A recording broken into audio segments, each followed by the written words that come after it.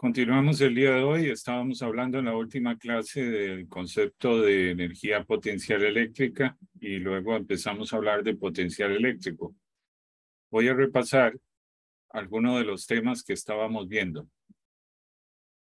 Habitualmente asociamos la palabra potencial eléctrico con una batería. Vamos a comprender exactamente a qué nos referimos con eso. Entonces, el potencial eléctrico se define como la energía potencial eléctrica que tiene un sistema físico dividido entre el valor de una carga representativa o carga de prueba. Entonces, el potencial eléctrico tiene unidades de energía, que generalmente se puede expresar en julios, y tiene unidades de carga, que se expresa en coulomb. Entonces, las unidades del potencial eléctrico serían julios por coulomb. Es decir, el potencial eléctrico es cuántos julios tengo de energía por cada coulomb de carga que yo tengo acumulado. Por ejemplo, si yo estoy hablando de cuánto es el potencial eléctrico en este extremo de la batería, en el punto A, y decimos que el potencial eléctrico tiene un valor de 20, por ejemplo, estaríamos diciendo que ahí tenemos 20 julios por cada coulomb de carga que tengamos colocada ahí. En este extremo va a haber potencial eléctrico en tanto tengamos cargas acumuladas. Entonces aquí se van a acumular cargas, sean positivas, sean negativas, según el caso. Si tenemos muchas cargas acumuladas, cada par de ellas almacena energía potencial eléctrica, como vimos en la última clase. Entonces, si tenemos muchos pares de carga, vamos a tener mucha energía. Y el potencial es una comparación de qué tanta energía tengo por cada coulomb de carga que tengo. Recordemos que coulomb es la unidad de medida de la carga eléctrica. Entonces, si yo tengo mucha energía almacenada en este punto por cada coulomb de carga que tengo ahí, voy a decir que el potencial eléctrico es alto. Cuando en algún momento le digan, ese punto tiene un potencial eléctrico alto, lo que usted tiene que interpretar es que ahí hay mucha energía potencial eléctrica acumulada por cada coulomb de carga que está puesta ahí. Partiendo de esta definición de potencial eléctrico, podemos despejar la energía. Pasamos a multiplicar este Q sub 0. Y entonces decimos que la energía es Q sub 0 por V. Eso es otra forma de poner la energía en términos del potencial eléctrico. ¿Cómo se suele llamar a esta unidad? Julios partido de coulomb. Se le llama voltio. Voltio. Entonces, si hablamos de 20 voltios, nos referimos a 20 julios por cada coulomb. 100 voltios, 100 julios por cada coulomb. 220 voltios, 220 julios por cada coulomb.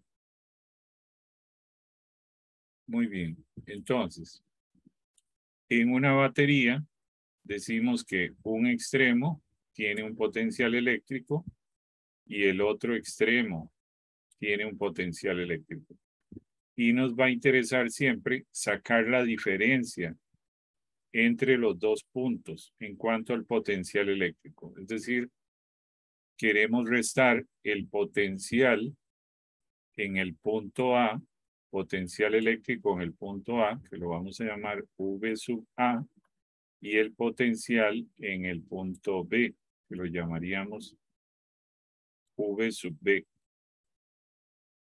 Y lo que nos va a interesar siempre es sacar la diferencia entre ellos. Este potencial V sub A está en voltios y este V sub B está en voltios también. Cuando la batería decimos que está cargada, es porque hay una diferencia entre estos dos potenciales. Si estos dos potenciales fueran exactamente iguales, decimos que la batería está descargada. Pero si uno de ellos tiene más potencial que el otro, decimos que la batería está cargada. Y entonces va a haber una diferencia de potencial entre los dos puntos. Esa diferencia de potencial entre estos dos puntos es lo que llamamos voltaje. El voltaje es una diferencia de potenciales eléctricos. No es que sea el potencial eléctrico, es una diferencia de un potencial eléctrico entre dos puntos en el espacio. Entonces, para poder cargar esta batería, cuando decimos vamos a cargar la batería, tenemos que lograr transportar carga. Por ejemplo, supongamos por un momento que yo aquí tengo carga y lo que quiero es llevarla al punto A. Entonces aquí tengo carga y quiero llevarla a este punto A. Para llevarla al punto A, yo tengo que realizar un trabajo. Tengo que realizar un trabajo. Entonces, puedo cuantificar ese trabajo por cada coulomb de carga que yo tenga que mover. Voy a ponerlo así para que se relacione mejor a lo que está indicado aquí. Supongan que yo la voy a mover de A a B. Entonces, tengo que realizar un trabajo para mover esa carga de A a B. Alguien tiene que realizar un trabajo. Concretamente, en el caso de una batería, de esas que suelen vender en un supermercado, quien realiza el trabajo para mover la carga de un punto a otro son las reacciones químicas dentro de la batería. Las reacciones químicas dentro de la batería son las responsables de trasladar carga de un extremo a otro. Ellas son las que realizan el trabajo para mover la carga de A a B. Y entonces lo que hacemos es que dividimos qué tanto trabajo se hace para mover una carga de A a B dividido entre el valor de esa carga que estoy moviendo. Entonces yo sé cuánto trabajo realizo en julios por cada coulomb de carga que muevo. Como vimos en la última clase, el trabajo se puede expresar como el negativo del cambio de la energía potencial. Entonces decimos que este trabajo es menos cambio en energía potencial y sabemos que eso sería esto que tenemos aquí. Entonces, menos la energía potencial eléctrica en el punto B, que está aquí, le resto la energía potencial eléctrica en el punto A. Pero estoy dividiendo esas energías entre Q sub 0, que es la carga que estoy moviendo. Entonces vean que me queda energía por unidad de carga. ¿Y qué fue lo que dijimos antes que era eso? Energía por unidad de carga. Energía por unidad de carga es potencial eléctrico. Entonces, lo que tenemos aquí, esto sería el potencial eléctrico en B. Y esto sería el potencial eléctrico en A, con el negativo que está aquí. Luego este negativo multiplicamos por acá, quedaría menos VB, que es lo que ustedes observan aquí, y quedaría menos por menos VA, que sería VA positivo. Entonces, nos queda VA menos VB. Esto es una diferencia de potencial. Estoy restando el potencial eléctrico en este punto A, le estoy restando el potencial eléctrico en el punto B. Y eso es lo que voy a llamar VAB. ¿Y qué le llamamos voltaje?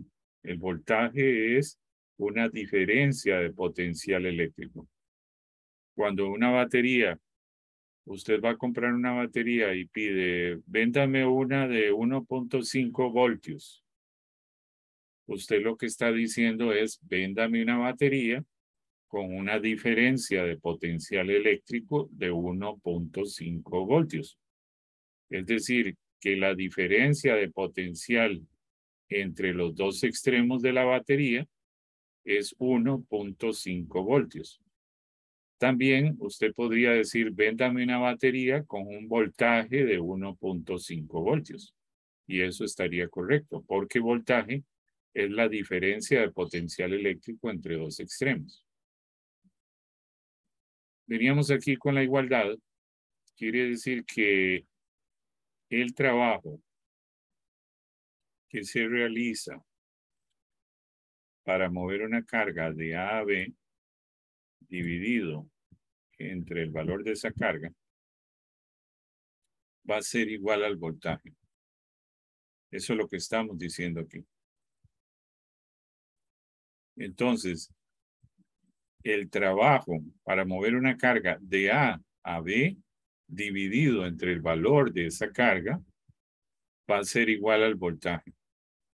Yo podría entonces pasar este valor de carga a multiplicar por acá y me quedaría que el trabajo para mover una carga de A a B sería el valor de la carga multiplicado por el voltaje. ¿Qué tanto trabajo realizo para mover una carga de A a B? Lo puedo obtener multiplicando el valor de la carga que estoy moviendo, que es Q sub 0, por el voltaje de la batería.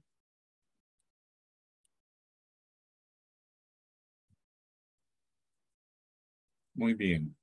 Entonces, cuando tenemos una superficie, un volumen o una longitud o una carga puntual en el espacio, y claramente eso está cargado, como por ejemplo este extremo de la batería, el hecho de que ahí tengamos cargas acumuladas implica que hay potencial eléctrico. Podemos tener un potencial eléctrico nada más debido a una carga, solamente debido a una, a dos, a tres, a n, a infinitas cargas, y esa gran cantidad de cargas me define un potencial eléctrico. Entonces, vamos a empezar viendo el caso del potencial eléctrico debido a una carga. Aquí tenemos una carga positiva. Para saber el potencial eléctrico, yo tengo que decir cuánto es el potencial eléctrico en relación a un punto en el espacio alrededor de esa carga positiva. A mí lo que me va a interesar es saber cuánto es el potencial eléctrico en distintos puntos en el espacio. Por ejemplo, aquí, aquí o aquí. Y entonces yo voy a poder cuantificar cuánto es el potencial eléctrico en el punto 1, en el punto 2 o en el punto 3. Quiero calcular el potencial en relación a un punto en el espacio, a un punto en el espacio, alrededor de esta carga. Y entonces lo que hago es que coloco en ese punto en el espacio una carga de prueba imaginaria llamada Q sub 0. Para yo saber cuánto es el potencial eléctrico en ese punto en el espacio, imaginariamente coloco una carga de prueba Q sub 0 en esos puntos donde yo quiero saber el potencial. Y desde luego, esto lo digo para recordar, yo lo que tengo que hacer es calcular cuánto es la energía potencial eléctrica de ese par de cargas. De esta carga, que llamémosla Q, junto con esta carga Q sub 0. Para poder calcular la energía potencial eléctrica entre ese par, utilizo esta expresión que tenemos acá. Multiplico el valor de las dos cargas y lo divido entre la distancia que las separa. Entonces, otro parámetro importante es saber qué tanta distancia las separa. Y esa es lo que yo llamo R. Con eso, estoy calculando cuánto es la energía potencial eléctrica debida a ese par de cargas, de la carga Q con la carga Q sub 0. Y esa energía la divido entre el valor de Q sub 0. Habíamos hablado en una clase anterior que al dividir esta expresión entre Q sub 0, este Q sub 0 se cancela. Logran verlo aquí. U está dado por esto.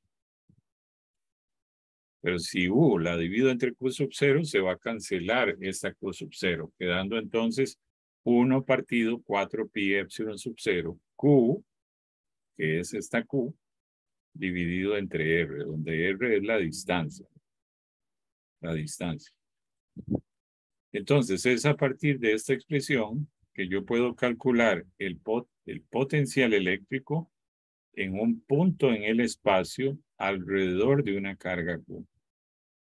Imaginariamente siempre pongo una carga Q sub 0 ahí. Lo que pasa es que la energía de ese par, Q sub 0, lo termino dividiendo entre Q sub 0 y entonces en el valor del potencial no depende de Q sub 0, porque se cancela la dependencia de Q sub 0. Si quisiéramos calcular el potencial en el otro punto, en el espacio que teníamos aquí, que yo llamé 2, sería exactamente hacer lo mismo. Vamos a ver. Yo tendría que calcular primero la energía del par y considerar la distancia que la separa. Entonces se repite exactamente lo mismo, ¿verdad? Aquí imaginariamente pongo la carga Q sub 0. Calculo cuánto es esta energía debido a este par y la divido entre Q sub 0. Eso hace que no termine dependiendo de Q sub 0 y entonces logro ver que el potencial eléctrico en este punto depende nada más del valor de la carga Q y de la distancia que hay de la carga Q al punto en el espacio donde yo quiero calcular el potencial eléctrico. Ahora, observen que el potencial eléctrico depende de la carga. La carga es un escalar. Depende de la magnitud de la distancia o separación entre el punto en el espacio donde está Q sub 0 imaginariamente y Q. Eso es una magnitud. Y desde luego 4 pi epsilon sub 0 son constantes. Entonces, eso nos lleva a que el potencial eléctrico no tiene carácter vectorial. No lo vean nunca como un vector, el potencial eléctrico, porque no lo es. El potencial eléctrico no es un vector. Ahora, ¿qué pasa si yo no tengo nada más una carga, si no tengo más? Supongamos este escenario que tengo 3. Y yo quiero calcular el potencial eléctrico debido a esas 3 cargas en este punto, que lo llamo el punto A.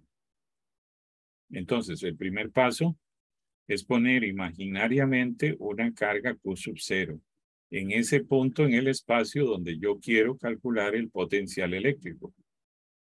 Y lo que tendría que hacer es calculo primero la energía potencial eléctrica debido a este par, considerando que están separadas una distancia R1.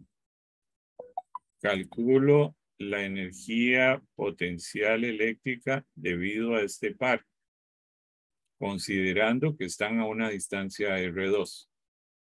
Y calculo la energía potencial eléctrica debido a este otro par, considerando que están a una distancia R3. Sumo la energía debido al par verde, la energía debido al par morado, más la energía debido al par naranja, y esa suma de energía la divido entre Q sub 0. Observan, esa suma de energía la divido entre Q sub 0. Va a pasar lo mismo, puesto que la energía depende de Q sub 0, al dividirlo entre Q sub 0, desaparece Q sub 0 y lo único que quedan son las cargas. Recordemos que esta energía es una suma de las tres energías. Entonces, lo que terminamos haciendo es una sumatoria de las cargas, porque recordemos que Q sub 0 se cancela. Entonces, tenemos que sumar Q1 dividido entre la distancia a la que está, que es R1, Q2 entre R2 y Q3 entre R3. Y esa suma de energías dividido entre Q sub 0 me daría el potencial eléctrico debido a las tres cargas en el punto Q sub 0, que es lo que yo estoy interesado, calcular cuánto es el potencial eléctrico en ese punto Q sub 0. Y entonces ustedes dirán, ¿y por qué tanto interés? ¿Para qué calcular el potencial en ese punto? Porque eso nos diría cuánto es la energía por cada coulomb acumulada en ese punto en el espacio. Puede ser que sean 2000 voltios. Serían 2000 julios por cada coulomb. Puede ser que sean 20 voltios. Serían 20 julios por cada coulomb. Entonces, nos interesa, sobre todo para temas de desarrollos tecnológicos, circuitos eléctricos, etcétera, conocer en distintos puntos cuánto es el valor del potencial eléctrico. Generalmente lo que terminamos es calculando diferencias de potenciales, que es lo que llamamos el voltaje. Ahora, ¿qué pasa si lo que yo tengo no son cargas, que llamamos cargas puntuales, así como las bolitas que ustedes están viendo, sino que es un objeto sólido, cargado, como esta esfera? Entonces, lo que tenemos que tener presente es que ahora esta sumatoria la debemos convertir en una integral. Y estas cargas que eran puntuales, ahora las tenemos que considerar como un trozo de carga. Entonces, esta sumatoria la convierto en una integral, que sigue siendo una sumatoria, solo que infinita. Y esta carga, y ahora no son cargas individuales, sino son trozos de cargas. Entonces, me quedaría de esta manera. Comparen, 1 partido 4 pi epsilon sub 0, sumatoria, la cambio por una integral, carga QI, la cambio por diferencial de carga, y el R, pues, seguiría siendo la distancia. Solo que esta distancia es la distancia del punto en el espacio donde quiero calcular el potencial. Observen aquí, por ejemplo, este es el centro. Entonces, yo quiero calcular el potencial eléctrico desde el centro hasta este punto. A este punto llamado R. Entonces voy a integrar R desde 0 hasta aquí para obtener cuánto es el potencial eléctrico debido a toda esta esfera morada. Entonces puedo tener potencial eléctrico debido a una sola carga alrededor en el espacio. Potencial eléctrico debido a un conjunto de cargas puntuales o potencial eléctrico debido a un sólido cargado. Esas son las tres posibilidades que vamos a considerar. Entonces les decía que volviendo al caso de tener cargas puntuales y sabiendo la definición de potencial eléctrico, es esta que está aquí. Si consideramos una carga positiva, vemos que el potencial eléctrico siempre va a ser positivo. Todo esto siempre va a ser positivo. Entonces, lo que hay que ver con cuidado es que si R tiende a cero, si R tiende a cero, todo esto, que es el potencial, tiende a infinito. Toda esta fracción. ¿Qué significa que tienda a cero? Significa que me estoy acercando a la carga. Quiere decir que si me acerco a la carga, el potencial eléctrico crece. Si me acerco a la carga, el potencial eléctrico crece. Vea eso como una colina, como un cerro, como un cono de volcán. Si usted se acerca al cono de volcán caminando, haciendo la analogía, el potencial gravitacional, en ese caso, aumenta, porque usted va a quedar a más altura. Entonces, haciendo la analogía con una carga positiva, es algo similar. Donde está la carga positiva es en la cúspide, y llegar a ella caminando implica subir el potencial eléctrico. Caso contrario, si usted se aleja de la cúspide, donde está la carga, su potencial eléctrico tiene que disminuir, lo cual es fácil de demostrar con la misma relación que estamos viendo aquí. Voy a ponerlo por acá, porque si esto tiende a infinito, esto como un todo tiende a cero. Ahora, ¿cómo sería el caso si la carga es negativa? Entonces, si la carga es negativa, yo tengo que agregar aquí un menos. Quiere decir que esto va a ser negativo. Es decir, el potencial va a ser negativo. Entonces, si R tiende a cero, quiere decir que si yo me acerco a la carga negativa, el potencial adquiere un valor más negativo. Tiende a menos infinito. Tiende a un valor negativo muy grande en términos de magnitud de números negativos, ¿verdad? Pero claramente un número negativo muy grande es un número pequeño porque está muy, muy lejos de cero. Entonces, cuando usted vea una carga negativa, visualice que lo que tiene es un pozo, un agujero ahí grande, y en el fondo del pozo está la carga negativa, en el fondo del pozo. Entonces, si usted va hacia el fondo del pozo, caminando hacia el fondo del pozo, el potencial eléctrico suyo disminuye. Pero si usted intenta salir del pozo donde está la carga negativa, su potencial eléctrico aumenta, más bien. Entonces, una carga negativa es un sumidero de potencial y una carga positiva es una cúspide de potencial. Si tuviéramos las dos juntas, supongamos, vamos a ver cómo hago el dibujo. Vamos a tratar de hacerlo aquí. Si tuviéramos así, veríamos que en la positiva el potencial está en una cúspide y en la negativa el potencial está en un agujero, una parte baja. Entonces, es como estar en una montaña muy alta.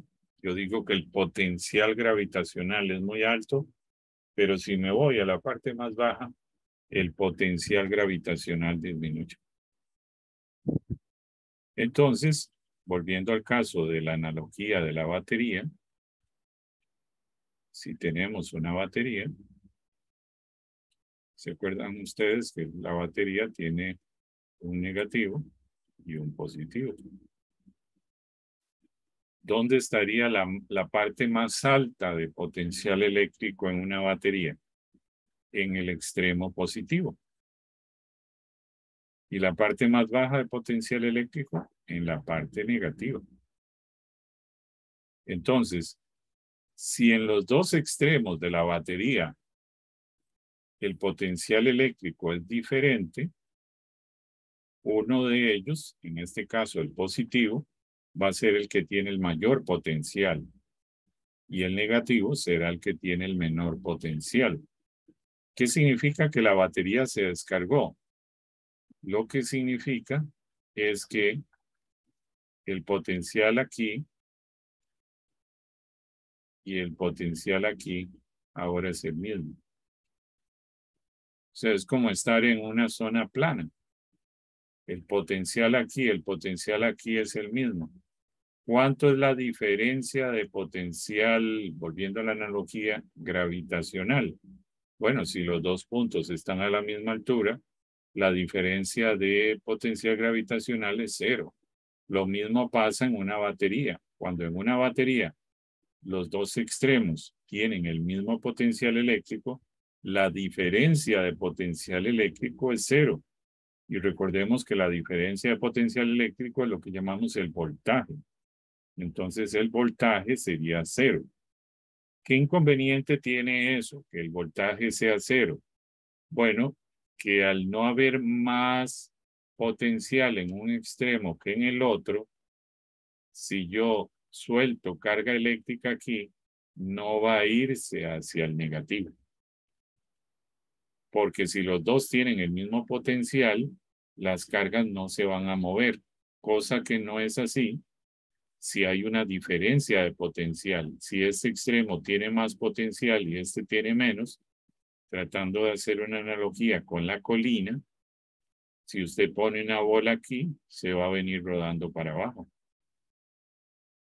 Algo análogo sería la carga. Si usted pone carga aquí, se va a venir buscando el negativo.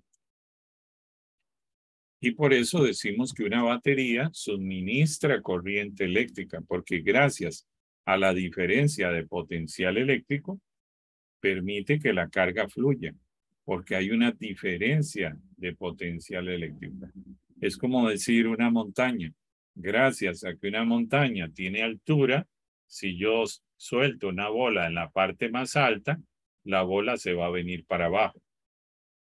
Entonces yo digo que la montaña está dando potencial gravitacional para que esa bola se mueva.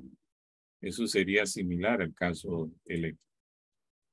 Este tipo de cosas que estoy explicando son fundamentales. Tal vez en algún momento ustedes dirán, pero profesor, ¿por qué no se dedica más a resolver ejercicios?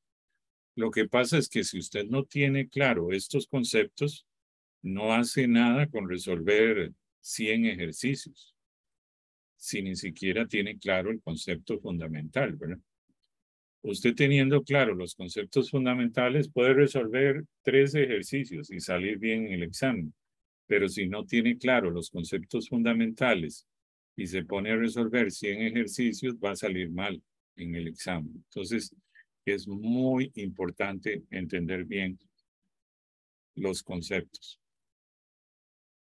Ya casi salimos al receso. Ahora, volvamos a la definición de trabajo.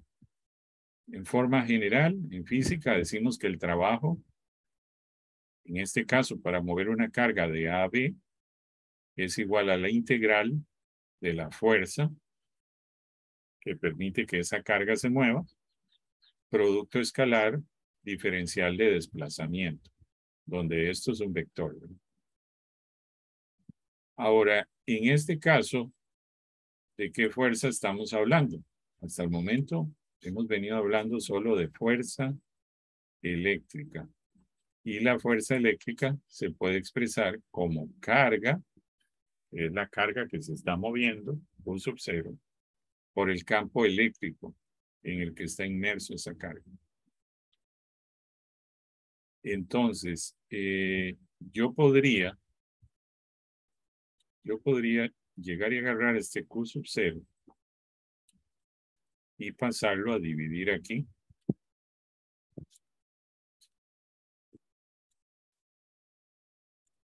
Si yo hago eso, aquí me quedaría la integral de A a B, de E punto dl, que por definición de producto escalar, como ustedes bien saben, sería magnitud de E, magnitud de dl por coseno del ángulo entre los dos vectores. Ahora, ¿por qué aquí igualamos a VA menos VB? ¿De dónde sacamos eso? Presten mucha atención a esto. Concéntrense en esto. Observan. Dice trabajo de AB entre Q sub 0. Bueno, recordemos que habíamos dicho de ese cociente. Trabajo de AB entre Q sub 0 es igual a la diferencia de potencial eléctrico. Y eso lo demostramos aquí. Entonces, el cociente del trabajo para mover la carga de AB entre Q sub 0 es igual a la diferencia de potencial eléctrico. Por eso fue que igualamos esto. Pasamos a dividir el Q sub 0 aquí y nos quedó trabajo entre Q sub 0, pero trabajo entre Q sub 0 es VA menos VB. Entonces aquí estamos encontrando una relación entre la diferencia de potencial eléctrico y el campo eléctrico. ¿Cómo llamábamos a la diferencia de potencial eléctrico? Voltaje. Voltaje. Voltaje es una diferencia de potencial eléctrico. Desde el punto de vista matemático, ustedes bien saben que uno puede invertir los límites de la integral, pero si los quiere invertir, tiene que sacar un menos. Entonces, si yo quiero pasar el A arriba y el B abajo, tendría que agregar un menos aquí. Suele acostumbrarse también, de momento no vamos a hablar del por qué, pero suele acostumbrarse ponerse esta expresión invirtiendo los límites de integración, pasando el A arriba y el B abajo. Y entonces agrego un menos. Es otra forma de escribir lo mismo.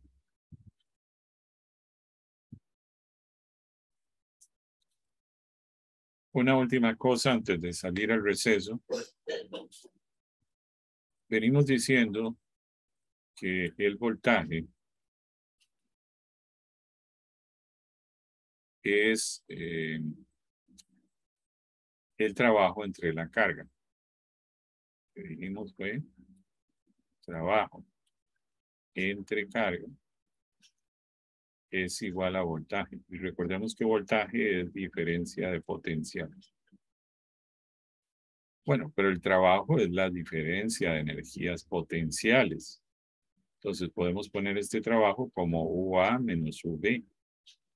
Y este Q pasarlo a multiplicar aquí por la diferencia, aquí me equivoqué, por la diferencia de potenciales, que es VA menos VB, que es lo que llamo VAB, que es lo que llamamos voltaje. Entonces, supongamos un caso muy, muy específico, que lo que se está moviendo es un electrón. Entonces, ustedes saben que la carga elemental del electrón es 1.602 por 10 a la menos 19 coulombs. Esa es la carga de un electrón. Ese electrón está inmerso en un voltaje, es decir, esta diferencia de 1 voltio. El electrón que tiene esa carga está inmerso en un voltaje de 1 voltio. Entonces, yo puedo multiplicar esta carga por este voltaje y el producto de los dos, que corresponde a la diferencia de energía, me tiene que dar en julios. Y eso usted lo puede corroborar con más tiempo de que coulombs por voltio da joule. Entonces, un electrón con su carga elemental expuesto a una diferencia de potencial de 1 voltio tendrá una energía de 1.602 por 10 a la menos 19 julios. Repito, un electrón moviéndose debido a una diferencia de potencial de 1 voltio tendrá esa energía. Esa energía se le suele llamar electronvolt. Entonces, ¿qué es un electronvolt? Es la energía que adquiere un electrón moviéndose en un voltaje de 1 voltio. Y entonces decimos que un electronvolt es 1.602 por 10 a la menos 19 julios. Aquí lo que estamos diciendo y definiendo no es más que otra unidad de energía. Hablamos de julios, pero ahora también podemos hablar de electronvolt, con la comodidad de que el electronvolt, vean que maneja números más pequeños que no requieren notación científica.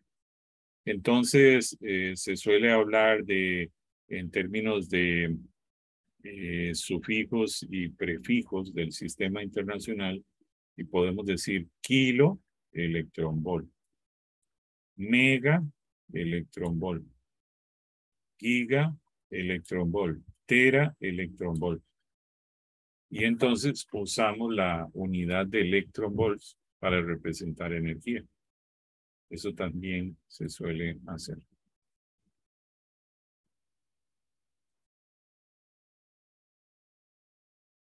Continuamos, estábamos hablando del concepto de electronvolt, que es la energía que adquiere un electrón con una carga de 1.602 por 10 a la menos 19 coulombs cuando está inmerso en una diferencia de potencial de 1 voltio.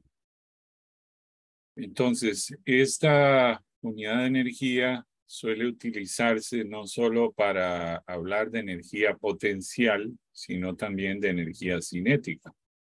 La energía cinética, bien sabemos que la podemos dar en julios, pero ahora con esta definición que estamos haciendo, también se puede dar en electronvolts. ¿Por qué se utiliza electronvolts? Bueno, porque permite justamente expresar energías no recurriendo necesariamente a números muy grandes, e inclusive en algunos casos hasta evitando la notación científica.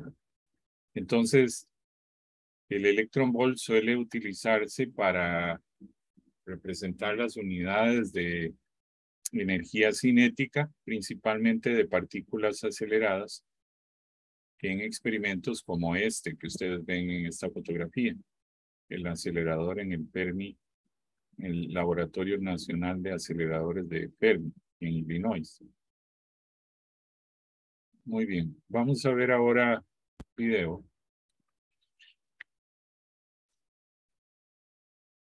Que tiene relación con el tema de campos eléctricos. Me interesa sobre todo lo que vean.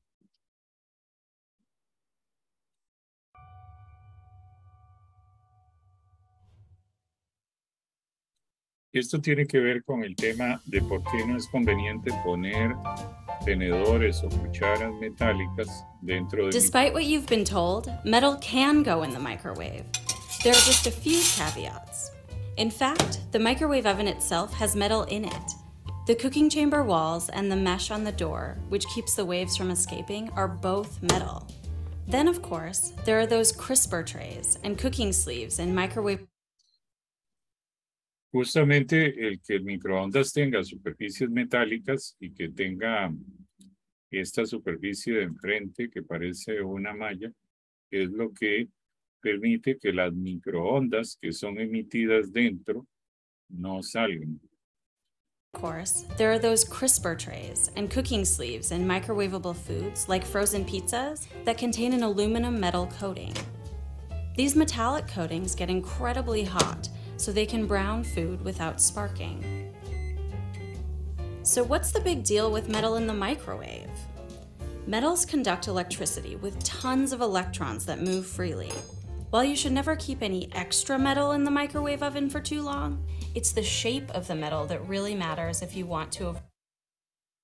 Entonces, el tema, cuando uno mete un tenedor, una cuchara o un cuchillo metálico en un microondas, se vuelve más problemático en tanto tenga zonas más agudas, como por ejemplo un tenedor.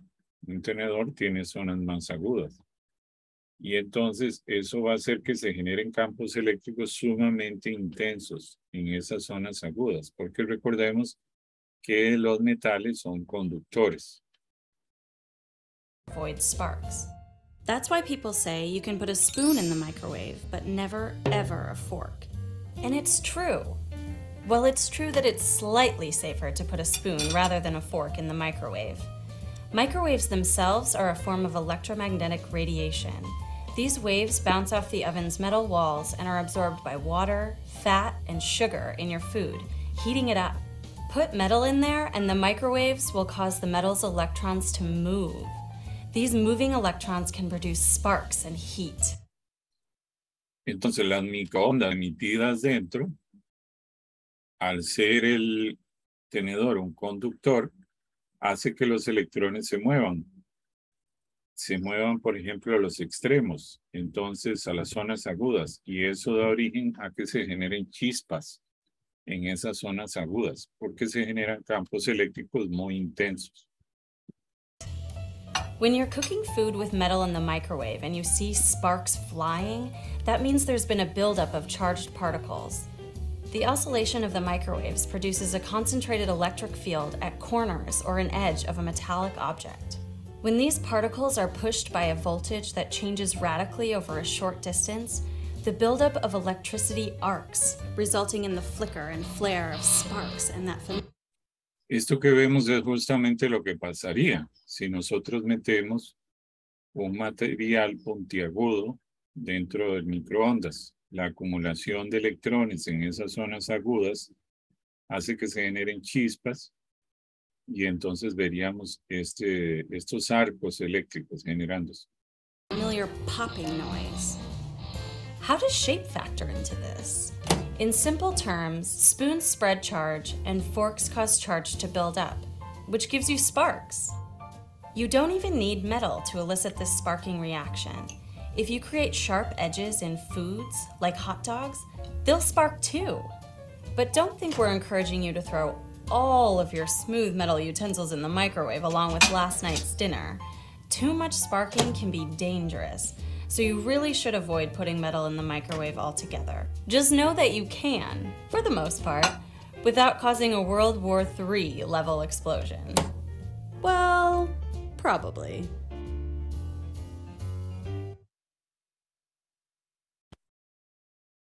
Bueno, la principal conclusión de este video es que no debemos, cuando vamos a usar el microondas, no debemos poner principalmente objetos puntiagudos, como los tenedores, porque eso daría origen a que se generen chispas y eso podría dañar el microondas mismo.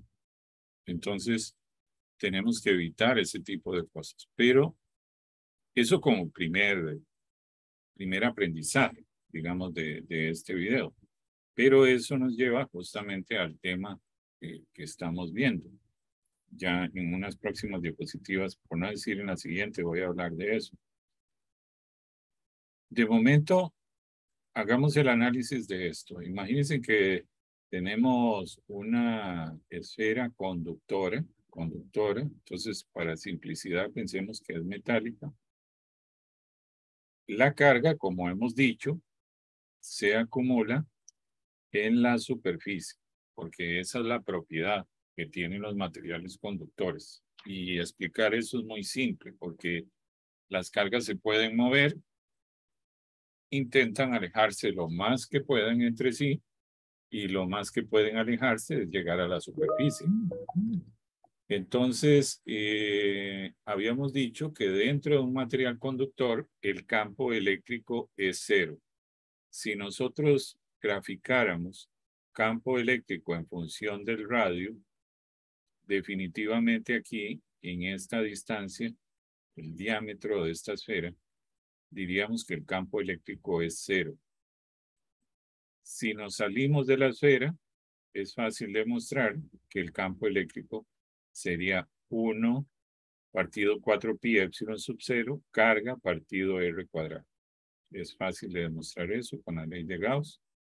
Pero vean entonces cómo dentro de la esfera el campo eléctrico se hace completamente cero, pero fuera de la esfera empieza a caer como 1 partido r cuadrado. Eso en cuanto al campo eléctrico. Pero la pregunta que tenemos que hacernos ahora es cuál es el comportamiento que tendría el potencial eléctrico. Ya no estamos hablando del campo eléctrico, sino el potencial.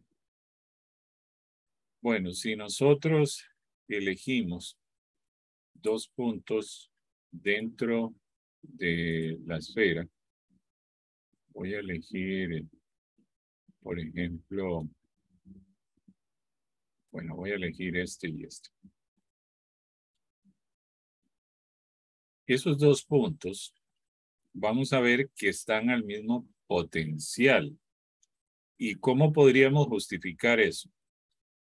¿Cómo podríamos demostrar que verdaderamente están al mismo potencial?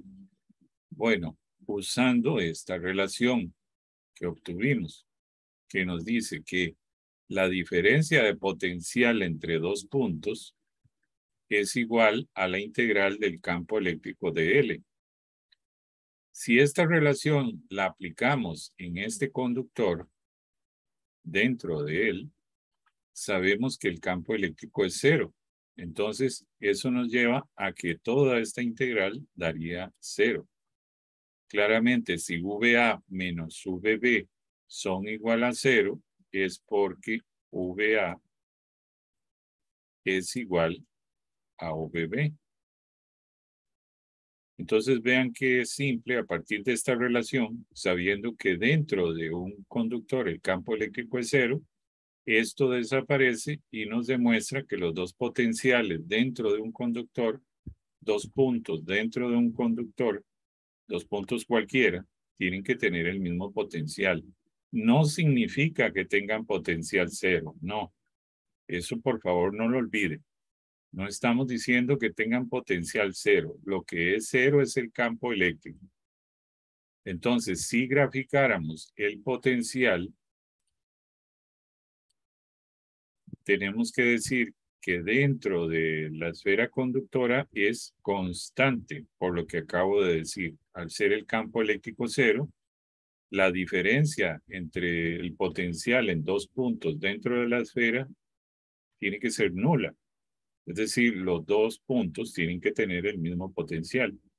No olvide entonces que dentro de un conductor, y por favor recuerde esto porque es muy importante a la hora de resolver ejercicios tener presente esto, que dentro de un conductor el potencial eléctrico es constante. Podemos demostrar, y eso lo podríamos hacer con más razón al terminar esta unidad, aún así sería fácil de demostrar que la caída del potencial fuera de la esfera es 1 partido 4pi epsilon sub 0 carga partido de R. Y vean que lo podemos demostrar muy fácil porque esta es la definición de potencial eléctrico para una carga puntual. O sea que fuera del conductor veríamos al conductor como una carga puntual, tal cual, ¿verdad? Entonces es muy diferente. El campo eléctrico dentro de un conductor es cero, pero el potencial no es cero, es constante y diferente de cero. El campo eléctrico fuera de un conductor cae como 1 partido R cuadrado, mientras que el potencial cae como 1 partido de R. La tendencia es diferente. Campo eléctrico 1 partido R cuadrado y el potencial 1 partido de R. Quiere decir que el campo eléctrico cae mucho más rápido que el potencial. Y aquí lo podemos ver, que cae mucho más rápido. No olviden ese detalle. Muy bien. Déjenme ver. Ok. Vayámonos por acá a la animación.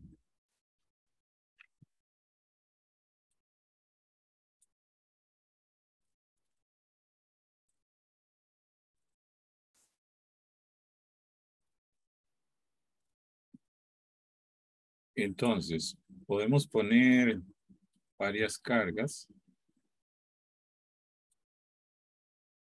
Esas flechas que están representadas ahí corresponden a el campo eléctrico.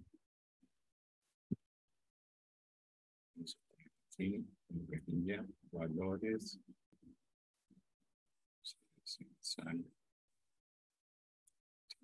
Eléctrico.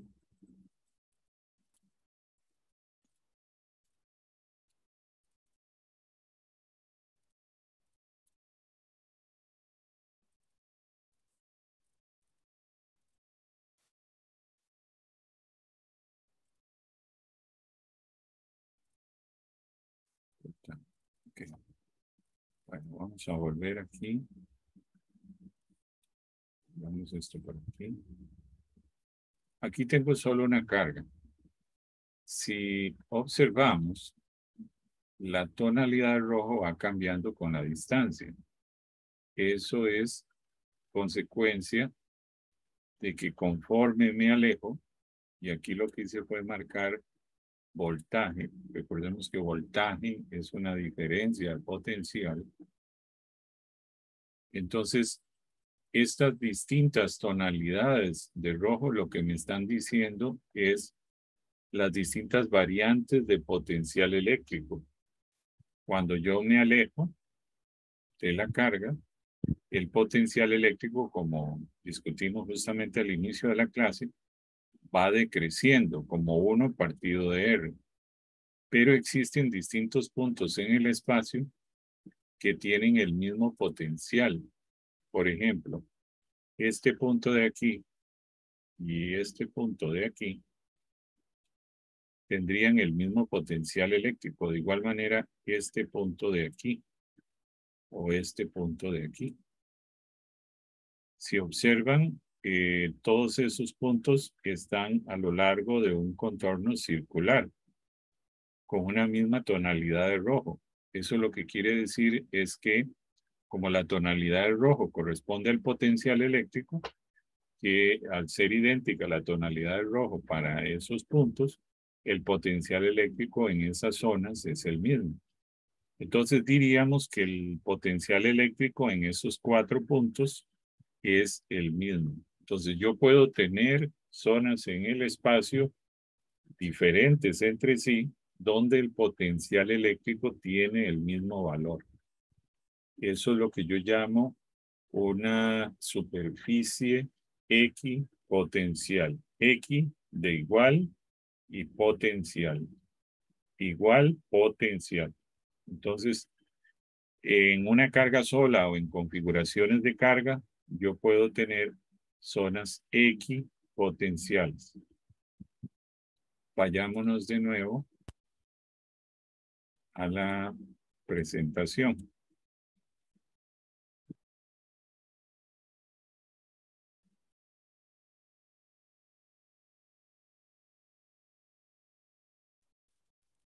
Vamos a ver. Entonces, podría construir esas zonas equipotenciales. Voy a señalar aquí. Esta que dice aquí 0.19 voltios, lo que me está diciendo es que cualquier punto en el espacio a lo largo de esta curva va a tener un potencial eléctrico de 0.19 voltios. Entonces yo digo que esto es una curva equipotencial. De igual manera, esta de aquí, cualquier punto que esté en esta, va a tener el mismo potencial, que sería 0.37. Vean que la roja y la azul no necesariamente tienen el mismo potencial, porque la roja tiene 0.19 voltios y la azul 0.37 voltios. Pero lo que sí debe quedarnos claro es que cualquier punto en el espacio por donde pase el azul tendrá un potencial de 0.37 y cualquier punto que pase por las rojas tendrá 0.19.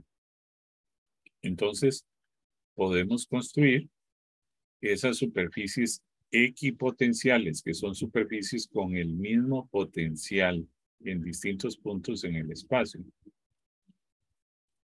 Y para tratar de entender bien esto, acercándonos a algo tal vez más común para nosotros, pensemos en una montaña.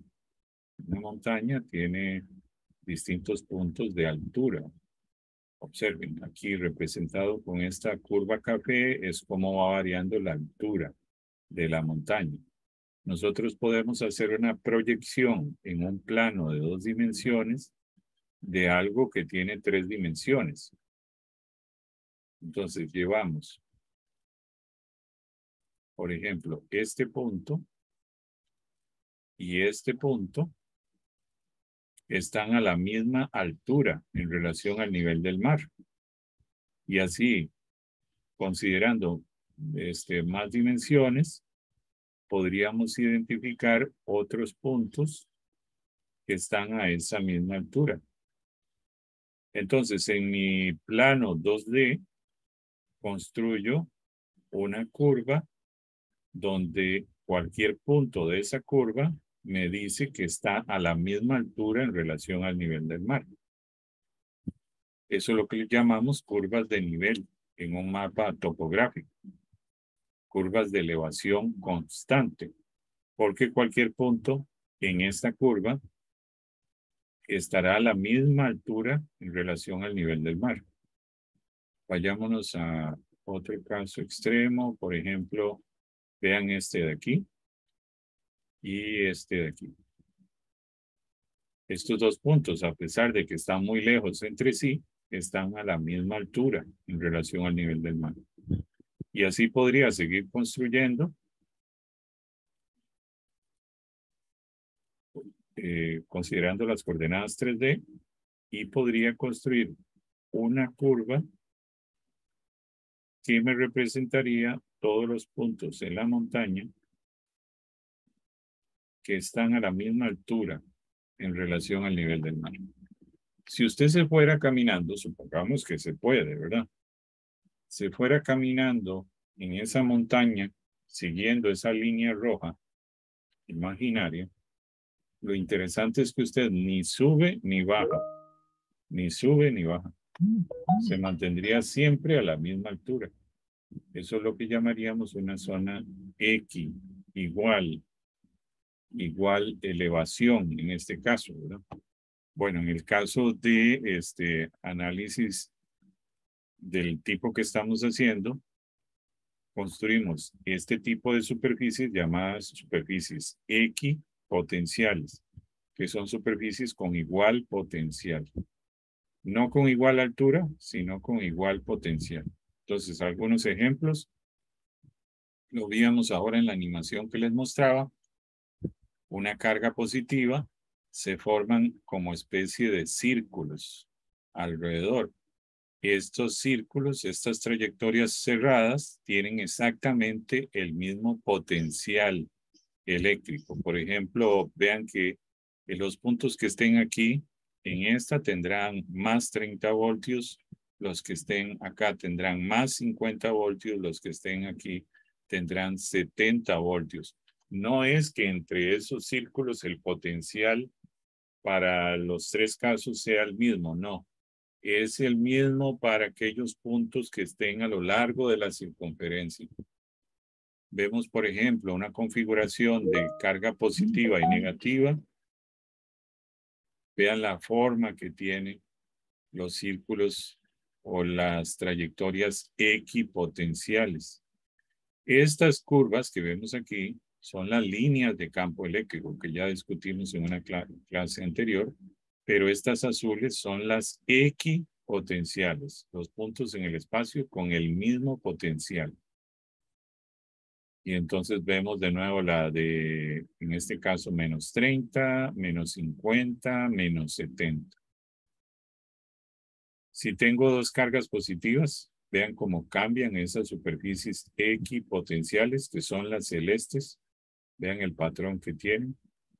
Inclusive aquí se cruzan y aquí se cruzan, como podemos ver.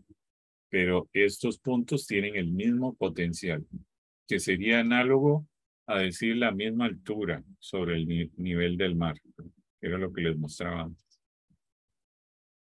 Cuando yo tengo un objeto cargado y lo acerco a una pared, siendo esa pared conductora, desde luego, ¿verdad? Entonces, alrededor de la carga positiva, puedo construir el mapa de superficies equipotenciales, que son estas celestes. Pero la pared siempre debo tener presente que corresponderá a una superficie equipotencial. Entonces, si yo tuviera que agregar otra superficie equipotencial aquí, serían estos puntos en la pared. Tienen todos el mismo potencial eléctrico.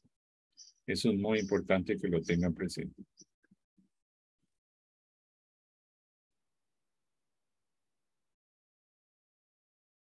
Vamos a ahora aprovechar un momentito. Sí, vamos a aprovechar antes de seguir con esto para no hacerlo tan cansado. Vamos a aprovechar de repasar algo.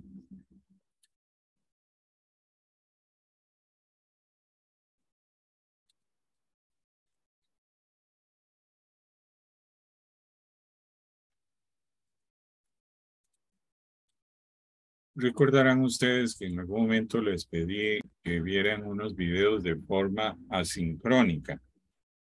Entonces, voy a evaluar con esto justamente lo que se hablaba en estos videos. Les voy a pedir que entren por favor a www.menti.com e ingresan este código. Ingresan este código. En todo caso, se los voy a copiar en el chat también. Quieren ingresar ahí más directo, lo obtienen en el chat. Entonces, ingresen a el link del chat o si no, ingresan a menti.com y ingresan el código este.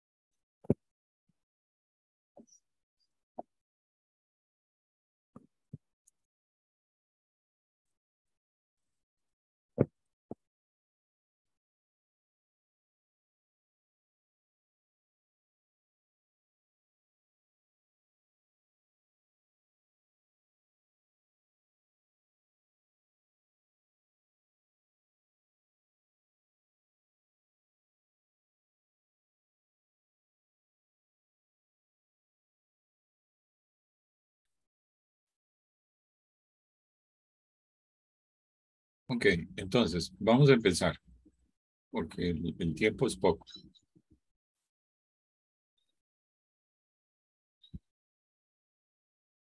La primera pregunta es: el flujo eléctrico total a través de una superficie cerrada depende de la forma que tenga. Sí, no o no sé. El flujo eléctrico total a través de una superficie cerrada.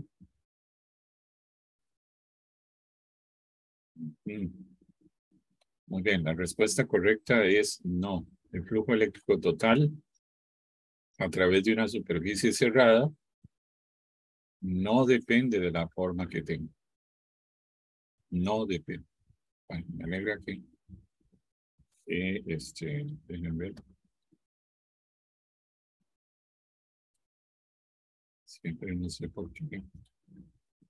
Se me olvida. Un momentito.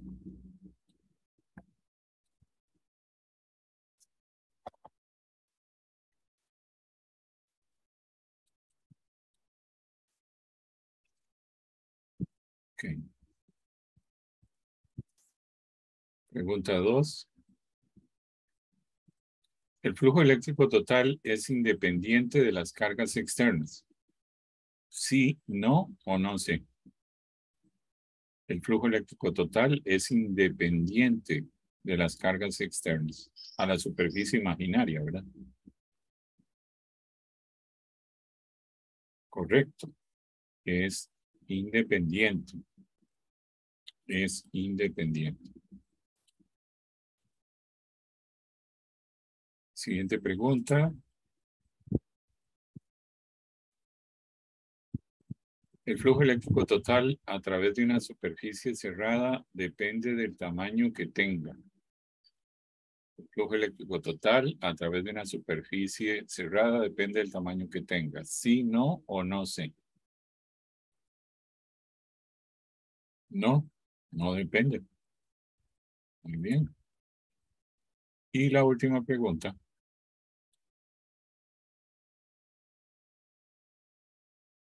¿El flujo es proporcional a la carga encerrada?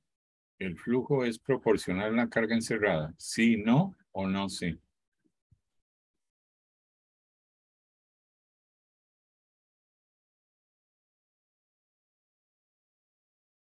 Correcto. La respuesta es sí. Muy bien. Bueno, me alegra mucho ver que predominó la respuesta correcta.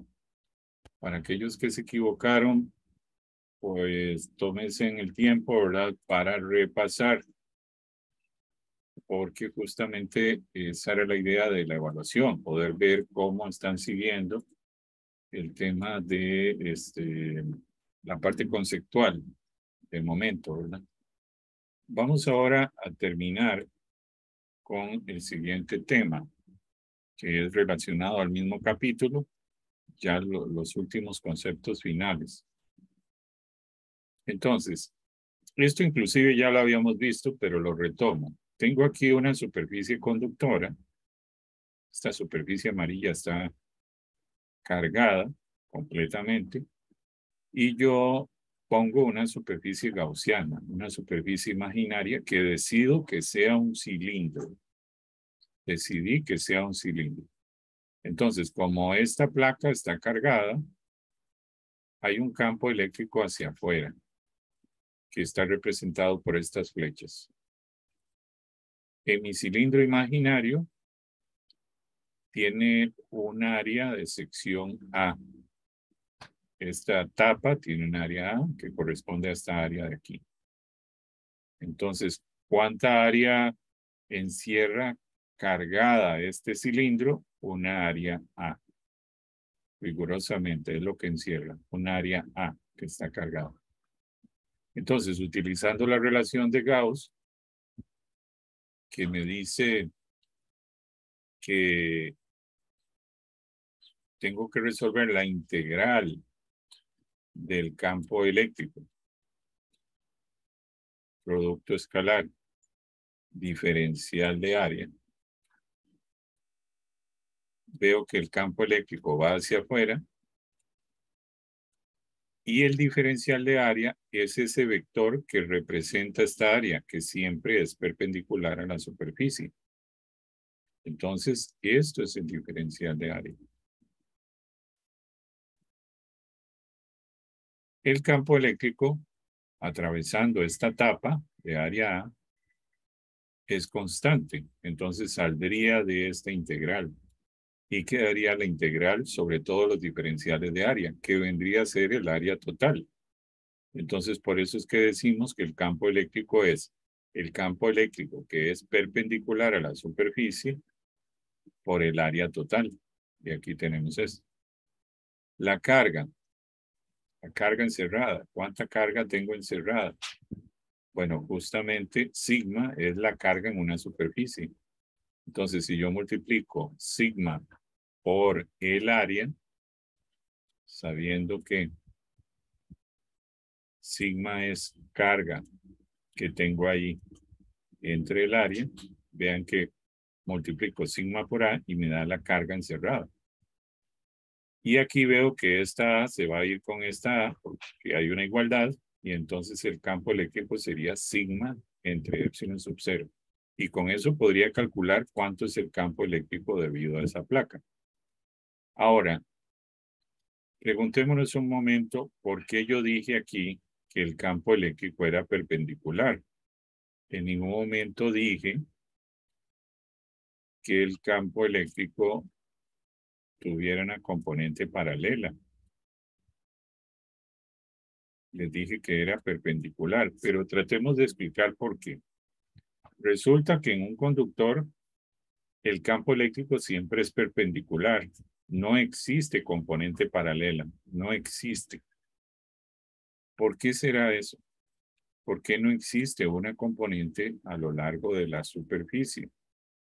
Bueno, para hacer eso recurrimos a la definición de trabajo. Recordemos que es una fuerza eléctrica. Y entonces voy a hacer un corte de esta superficie, un corte. Estoy viendo de lado la superficie y voy a dibujar una trayectoria cerrada, representada aquí en azul. Supongamos por un momento, nadie nos dijo con antelación que el campo eléctrico era perpendicular, entonces nosotros dijimos, bueno, arbitrariamente tendrá una dirección que llevará a dos componentes, una perpendicular a la superficie y una paralela a la superficie. Entonces, puesto que la fuerza eléctrica es una fuerza conservativa, ¿cuánto trabajo realiza en una trayectoria cerrada una fuerza conservativa? ¿Alguno recuerda de eso? Para que participen, les pregunto. ¿Cuánto trabajo realiza una fuerza conservativa en una trayectoria cerrada? Sale de un punto y vuelve al mismo punto. ¿Cuánto trabajo realiza? El que desee participar. Es de 0. 0, exacto. La fuerza eléctrica es conservativa.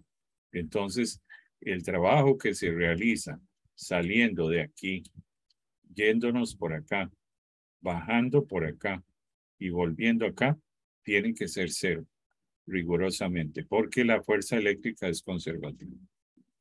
Entonces, si existiera un campo eléctrico paralelo, vemos que tendríamos campo eléctrico paralelo por, voy a ponerlo aquí en otro color, por este desplazamiento en esta dirección. Y claramente el trabajo realizado aquí sería, supongamos, llamemos este desplazamiento D, sería E paralelo por D. Luego aquí, el vector desplazamiento iría para abajo, pero el campo eléctrico seguiría siendo paralelo. De igual manera aquí, vamos a cambiar de color. El vector desplazamiento iría para arriba, pero el campo eléctrico dijimos que era paralelo. Y vean que en estos casos el vector, campo eléctrico y desplazamiento son perpendiculares. Si son perpendiculares, el producto escalar se hace 0. Quiere decir que el trabajo realizado en este pedacito es 0. Ahora, ¿qué pasa en esta parte interna del conductor? Esto está dentro del conductor. Entonces, el desplazamiento viene en esta dirección, pero resulta que nosotros hemos dicho y sabemos y estamos convencidos, espero que sea así, que el campo eléctrico dentro de un conductor es 0. Siendo así, sería 0 por dl, que es 0. Entonces, el trabajo en este pedazo es 0, en este pedazo es 0 y en este pedazo es 0, pero en este pedazo es diferente de 0. ¿Cuánto da la suma de todos los 4 trabajos? Algo diferente de 0. Pero ¿qué dijimos? Que una fuerza conservativa, cuando se hace una trayectoria cerrada, su trabajo tiene que ser 0. Como no está dando 0, quiere decir que este campo eléctrico paralelo no puede existir. No existe. Esa es la manera de demostrarlo. Muy bien. Quiero que volvamos a esta relación que ya la habíamos demostrado. La diferencia de potencial entre un punto A y un punto B guarda una relación con la integral de A a B del campo eléctrico punto diferencial de desplazamiento. Entonces, nosotros esta diferencia de potencial, si en medio de esos dos puntos A y B hiciéramos un desplazamiento muy pequeño, podríamos medir un diferencial de potencial eléctrico, ¿verdad? Estamos desplazándonos en elementos infinitesimales, un diferencial de longitud entre el punto A y el punto B, y resulta que ese desplazamiento dl, si midiéramos la diferencia de potencial debido a ese pequeño desplazamiento que hicimos, nos daría que corresponde a un diferencial de potencial. Entonces, sabiendo que esto está integrado de B a A, podríamos invertir los límites de integración. Sabemos matemáticamente que lo que hay que hacer es poner un menos. Y entonces nos quedaría que el voltaje, que es esta diferencia, sería igual a menos la integral de AB de diferencial de potencial. Muy bien, recuerden esta expresión. Entonces, tomo esta expresión y tomo esta, las pongo juntas. Vean. ¿Y qué logro ver? Bueno, VA menos VB es esto y VA menos VB es esto. Voy a resaltarlo aquí para que lo noten.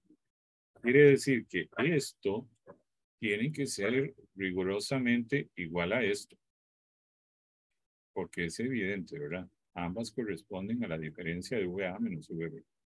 Entonces, estas dos integrales tienen que ser iguales. Eso nos permite igualarlas, así de simple.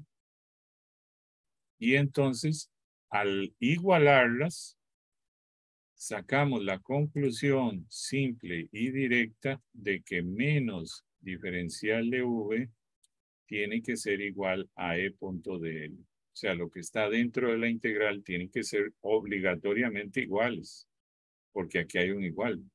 Entonces, tomamos esa igualdad. Sabemos que el vector campo eléctrico lo podemos expresar en sus tres componentes. Sabemos que el diferencial de desplazamiento lo podemos expresar en sus tres componentes. Hacemos el producto escalar de las componentes y obtendríamos que E.dl sería esto. Recuerden que hacer el producto escalar no es más que multiplicar este por este por este y este por este, ¿verdad? Entonces quedaría EX por DX, EY por DY, EZ por DZ. Entonces ese es el resultado que tenemos. Y ese producto escalar tiene que ser igual a menos diferencial de potencial eléctrico. Supongamos por simplicidad de que este campo eléctrico en Y es 0 y que el de Z es 0 también. Siendo así, me quedaría esto igualado a esto y yo podría despejar el campo eléctrico en X y decir que sería menos diferencial de potencial dividido entre diferencial de X. Entonces vean qué interesante de que me dice esta relación que yo puedo encontrar el campo eléctrico en X derivando el potencial respecto a X y agregándole un menos. Entonces, si yo conozco el potencial y quiero encontrar el campo eléctrico, lo que tengo que hacer es derivarlo, derivar ese potencial respecto a la coordenada X y agregarle un menos. Así como dije que estos eran 0, pues yo podría decir que este es 0 y que este es 0. Y me quedaría, si lo ven con cuidado, sin necesidad de hacerlo, que el campo eléctrico en Y sería menos la derivada del potencial respecto a Y. Entonces yo puedo encontrar el campo eléctrico en Y derivando el potencial respecto a Y y agregándole un menos. Y lo mismo podría decir aquí, suponiendo que este sea 0 y que este sea 0. Encontraría el campo eléctrico en Z derivando el negativo del potencial respecto de Z. Entonces, lo que estamos encontrando aquí es que el campo eléctrico se puede obtener si uno conoce cómo cambia el potencial con las coordenadas X, Y y Z. Tan simple como derivar ese potencial y me permitiría encontrar el campo eléctrico, recordando que tengo que agregarle este menos, ¿verdad? Esto es válido y recuerden por favor que esto es válido solo si la fuerza es conservativa, nada más. En forma general, con lo que hice antes, diríamos entonces que el campo eléctrico en X lo puedo obtener derivando el potencial respecto a X, agregándole el negativo. El campo eléctrico en Y lo puedo obtener derivando el potencial respecto a Y, agregándole el negativo, y el campo eléctrico en Z, derivando el potencial respecto a Z y agregándole el negativo. Si lo ponemos en términos vectoriales, pues esto iría en la dirección Y techo, esto iría en la dirección J techo, y esto iría en la dirección K techo. El menos es un factor común para los tres, sale, y entonces lo que termino viendo es que aquí hay un factor común potencial eléctrico. El V está común para todos, ¿verdad? Este V. Entonces yo podría agarrar ese V y sacarlo como factor común. Me quedaría un término ahí con las derivadas respecto a X, Y y Z.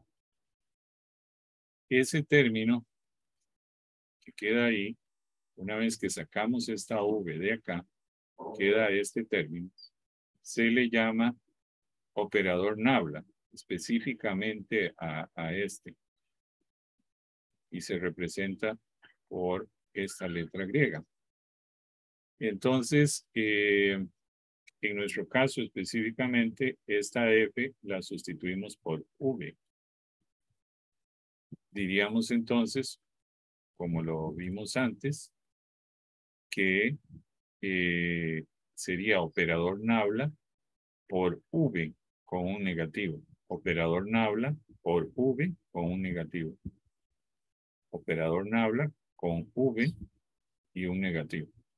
Eso entonces nos lleva de forma general a decir en 3 dimensiones que el campo eléctrico se puede expresar como menos lo que llamamos el gradiente del potencial.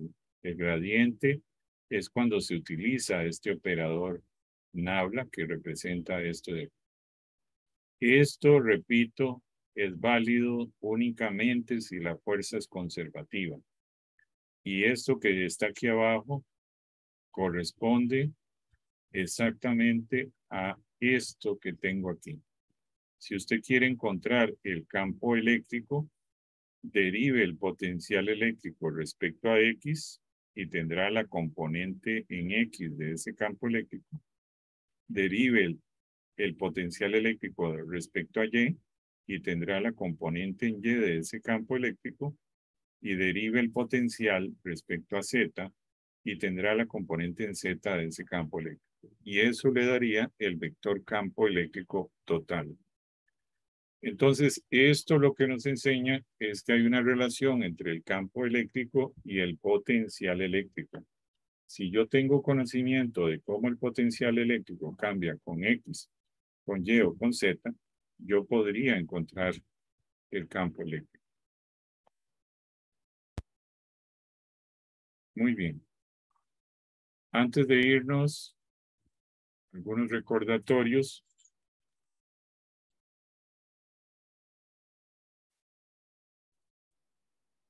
Primero explicarles que nosotros hemos tenido la situación, como ustedes sabrán, de que Tuvimos el martes 2 de agosto, que era feriado, y tuvimos el día de la manifestación de la Marcha FES. Entonces, a diferencia de otros grupos que no se imparten martes, nosotros hemos sido afectados con la suspensión de 2 clases. Si ustedes conocen a alguien en otro grupo que no reciba clases martes, pues es muy probable que si hacen una comparación, verán que ellos van más adelante. Esperaríamos que vayan más adelante que nosotros. Entonces, en este momento tenemos la afectación de que no hemos tenido clases 2 martes.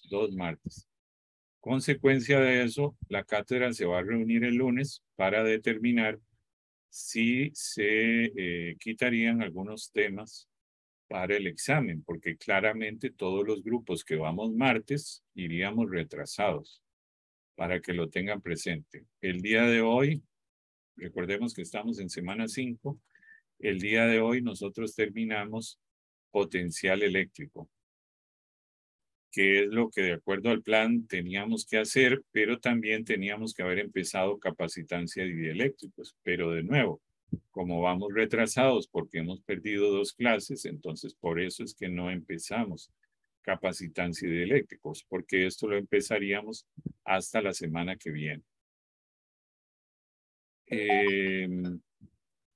Para que lo tengan presente por ahí.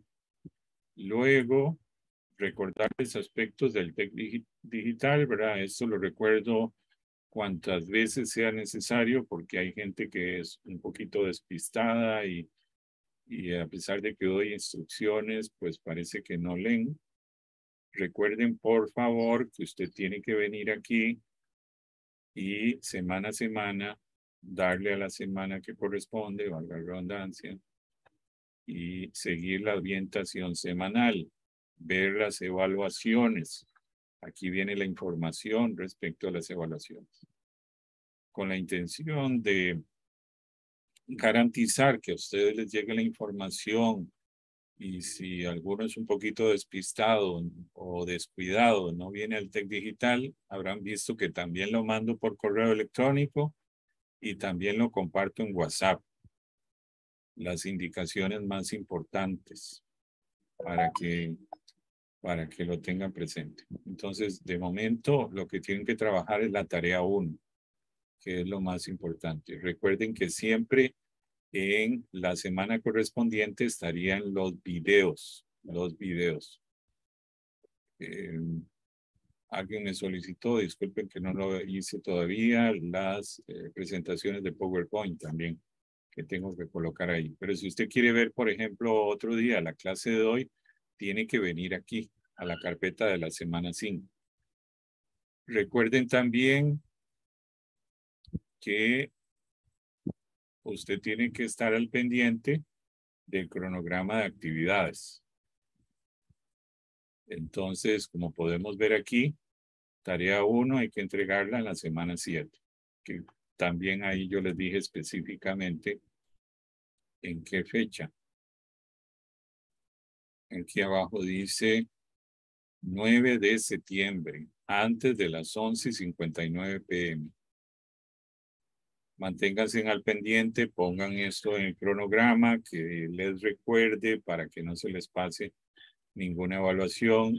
En la misma semana 7 vamos a tener también el cuestionario 1, observen, el proyecto de investigación bibliográfica, el avance, lo tienen que entregar en la semana 8.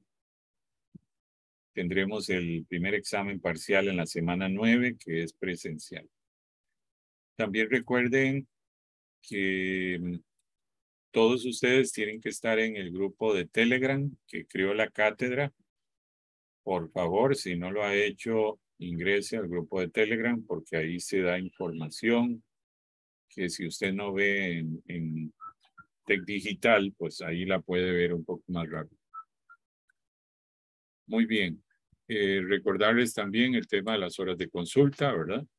Horas de consulta, usted se va aquí abajo e ingresa según el horario. Viernes de 1:30 a 3 o viernes de 3:30 a 5.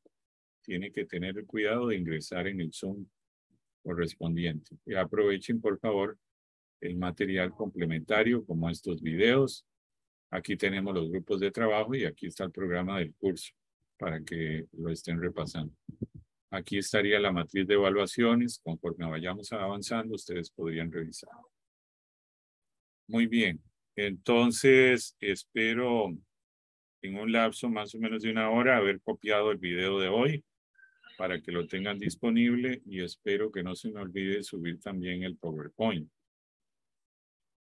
Y nos veríamos entonces el otro martes. Vamos a ver un poco qué decide la cátedra. En función de eso, tomamos algunas decisiones de cómo trabajamos. Si tenemos que reponer el tiempo, pues tendremos que ingeniárnosla para tratar de reponer. Pero eso lo sabremos hasta la otra semana. Listo. Muchas gracias a todos. Profe, ¿me regalas un segundo? Sí, claro. Verás, es que tengo